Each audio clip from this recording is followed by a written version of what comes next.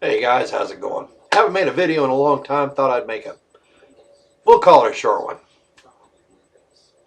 Well, recently we've had a new president elected. Trump train. Well, anyway, after the election and the massive slaughter of the liberal agenda, the same people who were saying we need to abide by the will of the people started whining and crying and calling for recounts and sending death threat out to the electors, and the list goes on. I'm sure by now many of you have seen the videos of them crying on YouTube. I mean, crying.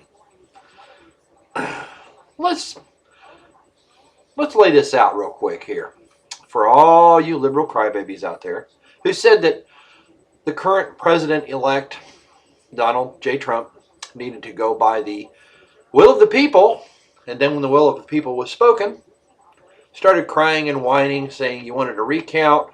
He didn't deserve to be president. You started protesting, burning things, looting things, yelling, "Not my president." You're a hypocrite. So, you lost the election. Then you called for a recount. And your candidate lost more votes in the recount. She even lost a vote to one vote in one state to somebody I've never heard of, Eagle something. But then the electors voted, and you lost again. So you lost once, twice, 3 times. Here's the point where you realize that you don't get a participation trophy. Okay? You don't get a ribbon just because you showed up. This is what happens. Excuse me. This is what happens when you compete. You take a chance of losing. So to all you self-entitled, whiny crybabies out there, you need to understand this. We won. You lost. Get over it. Or like your current president, that no, I did not vote for, said, it's time to stop whining and get out there and get to your grassroots people.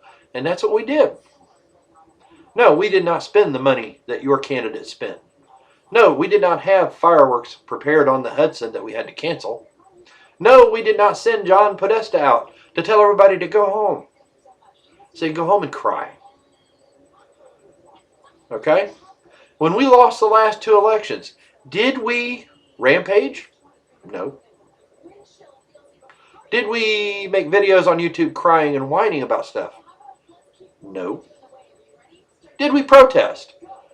No. What we did do is we licked our wounds and we came back and we tried again. The problem we had was the GOP put up 2 crappy candidates the last 2 elections before this last election.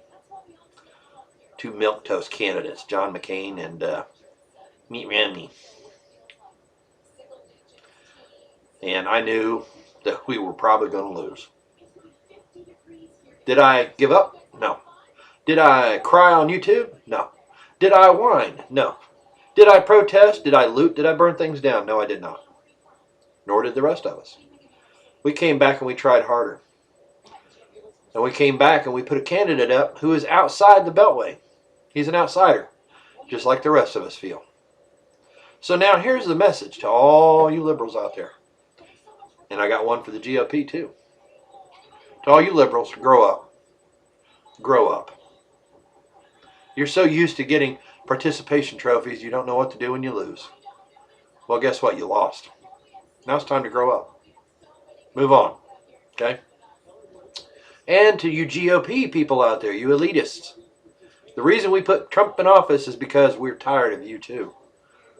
You need to understand something. You work for us. We do not work for you. You work for us, and so you will do what we're going to tell you to do. You will build a wall along our southern border. You will make our nation safer. You will rebuild our military. You will take care of our veterans. These things are going to happen. Tax relief for the middle class is going to happen. Tax breaks for corporate is going to happen. We need jobs. So, I want to say this to everybody out there. Let's all come together as Americans, okay? All right? And Christians, understand this. Donald Trump is a foot in the door. It's an opportunity for the church to take a stand. So don't sit on your butts thinking that the fight's over. It's just begun. The liberals are not going to give up. The elitists, the Luciferians in power are not going to give up. They're going to fight harder now. We need to be ready for that battle. Be in prayer for Donald Trump on Inauguration Day, folks. I'm not going to go into all the reasons why, but it's going to be spiritual warfare on that day. Be in prayer for the safety of him and his family, for his strength, for his health. Be in prayer. And it's time for the church to get out of the four walls and start making a difference out on the street. All right, guys, I want everybody to have a Merry Christmas and a Happy New Year. Things the church doesn't tell you is going to come back. You know, I've had some computer issues. I've got it running right now. It's a little patch thing I did. But I don't want to take a chance on having my program affected by computer issues. So therefore, the next 2 weeks I will not be on the air. I'm going to be waiting for a brother in the Lord to show up to address these computer issues. So you notice this here? It's usually smoother than that. Plus you'll notice a few blinks in the video quality. But I know this. My bro Joshua, he is the man when it comes to computers. So we'll get it fixed. I'm going to take the next 2 weeks off. And I will be back the second week, or no, wait a minute, let me think. First week of January. Okay? The first week of the new year, I will be back. Okay? So just want to let you guys all know that. So everybody hang in there. Things that the church doesn't tell you will return in 2 weeks. Okay? So God bless everybody. Have a Merry Christmas and have a Happy New Year.